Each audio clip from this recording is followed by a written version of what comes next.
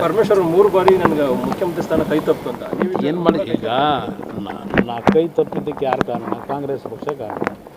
ಕಾಂಗ್ರೆಸ್ನವ್ರ ಜೊತೆ ಚರ್ಚೆ ಮಾಡ್ಕೋಬೇಕು ಅವರು. ಹೇಗೆ ಏನಾಗಿದೆ ನಾನಿದ್ದಾಗ ಏನು ಕೈ ತಪ್ಪಿಲ್ಲ. ನಾನು ಬ್ಯಾಡ್ರಪ್ಪ ನೀವು ಯಾರಾದರೂ ಹಾಗೆ ಅಂದರು ನನಗೆ ತಲೆ ಕಟ್ಬಿಟ್ಟು ಆಮೇಲೆ ಮನೆಗೆ ಕಳಿಸ್ಬಿಟ್ಟು ಪಕ್ಷ ಮುಗ್ಸಕ್ಕೆ ಹೊರಟ್ರು. ಪರಮೇಶ್ವರ್ 3 ಬಾರಿ ನನಗೆ ಮುಖ್ಯಮಂತ್ರಿ ಸ್ಥಾನ ಕೈ ತಪ್ಪಿತು ಅಂತ ಏನು ಮಾಡಿ ಈಗ ನಾ ಕೈ ತಪ್ಪಿದ್ದಕ್ಕೆ ಯಾರು ಕಾರಣ? ಕಾಂಗ್ರೆಸ್ ಪಕ್ಷ ಕಾರಣ.